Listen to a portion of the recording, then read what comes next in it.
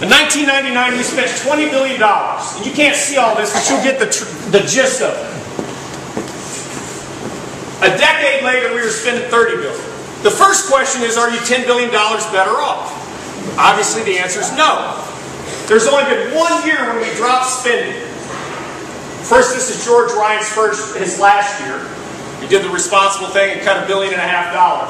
This budget cut right here was done because Illinois, the General Assembly controlled by the Democrats, passed a budget they knew was $3 billion more than they had to begin with. They gave it to Quinn and said, you make the cuts. So, spending. You give us a nickel and we will spend a dime. Spending has gone up 20% since the Democrats took control. Have we had a ton of revenues coming in? That means everybody's wallet's been fat. So, how do you spend if you don't have any revenues coming in? What do you do? Who's our businessman? Borrow. Short-term borrowing. These are like payday loans. You got to get through the end of the month, right? So you borrow. Short-term borrowing is, I'm going to pay this back in 1 year. On the left is the chart. You can't totally see it, but it's about $5 billion. That's all the short-term borrowing done with Edgar, Thompson, and Ryan. On the right is all the borrowing since 2003. It's $12.5 billion. If you have to go get a payday loan every single year, guess what? Your budget is out of whack. That's just short-term borrowing. And I went through this weekend to adjust it. I mean, this used to be here. See how high-tech we are, John? This is long-term borrowing. Before the Democrats took complete control, our long-term debt was $7.5 billion. $7.5 billion. Today it's $26.7 billion. Did you get $20 billion worth of... So, spending's gone up, short-term borrowing's gone up, long-term borrowing's gone up. You would think, well then, probably your pensions are pretty balanced, or you're paying your bills on time, right?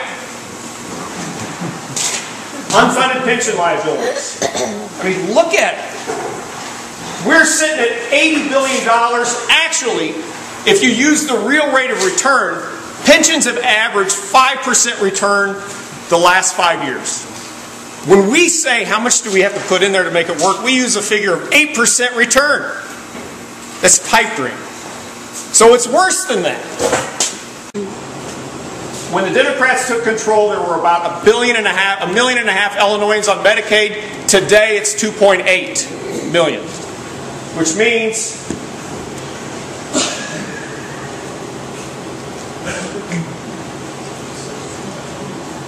$2.8 million Illinoisans are covered by Medicaid, which means their primary insurance is provided by you guys. 1 out of every 5 Illinoisans, 1 out of every 2 childbirths paid by Medicaid, and 2 out of every 3 nursing home residents. My point is, this is not sustainable. It is not sustainable long term, especially when you look at the baby boom generation going through the cycle. I mean, we are going to have a lot of growth right here. And if my generation isn't careful, by the time we get into the nursing home, our kids are going to look at us and go, what did you do to me? Yeah. And they're not going to come see us. And they're not going to push us around. They might push us around, but we probably won't like it. There's the Medicaid costs. Now, again, how did this happen? How did this happen? Part of it is a natural trend, a demographic trend with the baby boomers. But the other part of it is expanding programs. When I was in office, when I came in office in 2001, when Tom Ryder resigned and I took his place, to be eligible for All Kids, the equivalent of All Kids program, you had to be 40% of the poverty level. So whatever the poverty level was, if you were half that, you could become eligible. Today, it's 400%. Those were all programs that were expanded primarily through Blagojevich, with the consent of the General Assembly.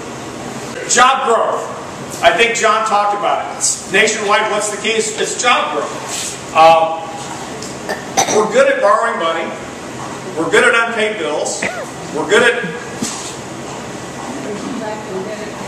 not creating jobs. And what is a similar state like us? Texas.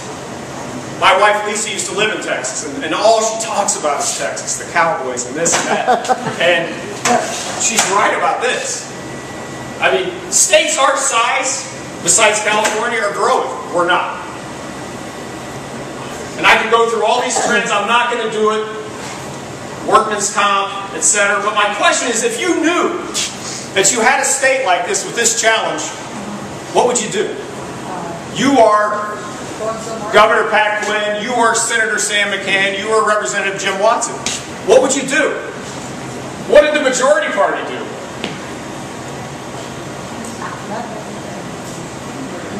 There. Raise your income tax. Prior to the last day of the lame duck session, Illinois' personal income tax was 3%, 40th in the nation. We're now at 5%, which puts us, I believe, at 14th in the nation. That's just on personal income tax. 13th. Family of four making $60,000 a year, that's an extra $1,000. That's going to go to pay for 1 in every 2 childbirths. But worse than this is the income tax, the corporate income tax hike. Went from 7.3 to 9.5. We are now the 4th highest income tax state, corporate income tax in the nation.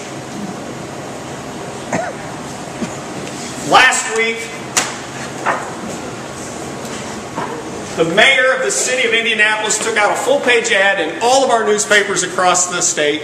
It basically just said, a business invitation from the city of Indianapolis, come work for us. Come to Indianapolis because you guys suck.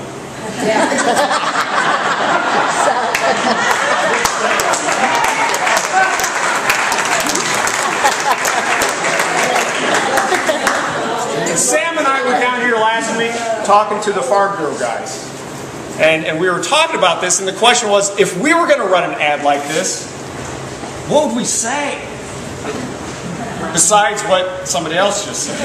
What would you advertise? Come to Illinois so you can become broke. Yeah. Okay. So you get the point. Yeah. So what's the answer here? I mean, we can go through doom and gloom, etc. The answer is figure out what you need to say to get people to come, and then implement those policies. Sam and I are going to be charged when we go back to hit workman's comp.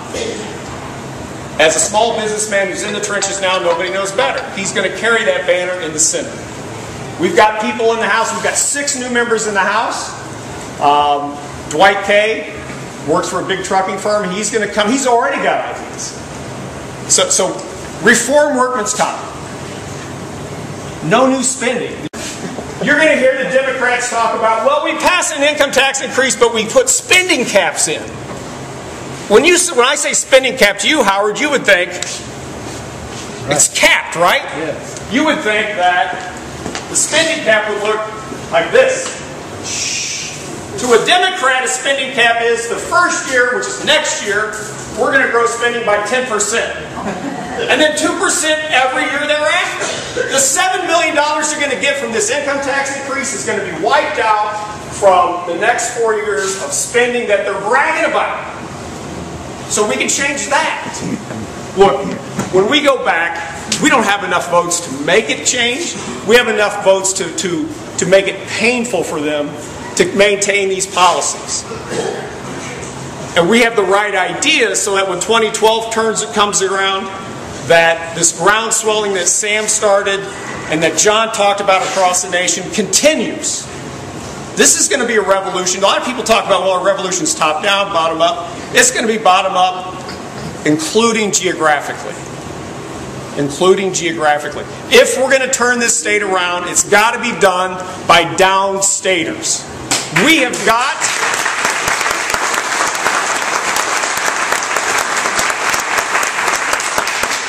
Cook County votes 80%. There's a third of the vote of the state. A third of the vote. One county, 80% Democrat every time. We've got to get those 95, 97 counties south of I-80 to become that solid block. And the way we do it is with candidates and with ideas. And the ideas that we're talking about, no new spending. No new spending until you can pay your bills in 30 days. That's a novel. That's not hard.